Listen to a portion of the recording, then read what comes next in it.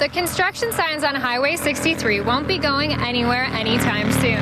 MoDOT has pushed back the November 1st construction deadline at Columbia Regional Airport's new overpass. The $9.8 million project has already put in place some new J-turns on Highway 63, both north and south of the airport. But this part will be the last to be done. The engineer in charge told me MoDOT has pushed the deadline back due to some safety concerns. We're working with the contractor for his new deadline. We had some design changes which caused us to delay. We've got the design's been fixed. They've been working. So right now he's looking at finishing here in the next couple weeks. Due to these changes, Sullivan said the project should be complete by the end of November. Reporting live from Highway 63, Melissa Helm, KOMU8 News, Boone County. KOMU8's Melissa Helm spoke with the police department about the arrest. Melissa?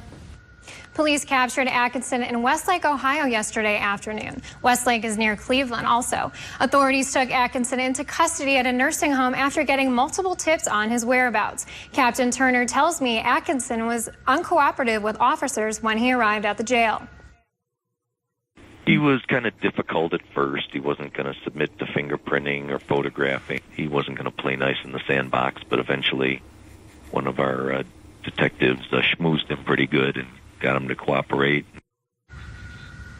Administrators set up this Facebook page last week to spread the word about Atkinson. Through donations, they raised $3,200 for the person who tipped him off to police. I spoke with the page's administrator who says the money will be donated to Green Hills Women's Shelter. The shelter is the chosen charity of Atkinson's ex-girlfriend and accused victim, Lauren Crawford. It has locations throughout Missouri. And we have new details on baby Cambridge's royal christening.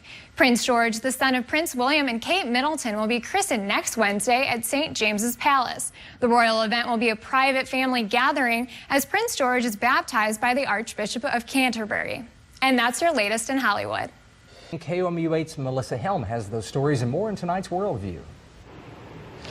Mexican authorities arrested police officers today. They arrested more than 10 officers for taking part in a kidnap and murder gang. A spokesperson says the gang operated in the resort town of Acapulco. It was the largest single arrest of police officers. The spokesperson did not say if the officers wore their uniforms during the kidnaps. And a raging factory fire in Bangladesh has killed nearly 10 people. Safety issues have become international concern ever since the collapse of a garment factory building, killing 1,100 people. The fire chief says 9 workers died in the blaze that all started in the knitting station. The chief says about 50 employees were injured in the fire. And a mystery is washing up on the shores of northwestern Spain.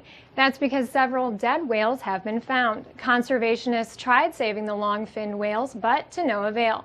They don't know why the whales have died, but scientists say whales are very social and family-oriented.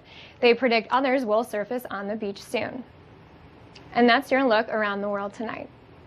Good morning, Mid-Missouri. I'm Melissa Helm. In just a few minutes, we'll learn about a new research grant for MU's School of Nursing.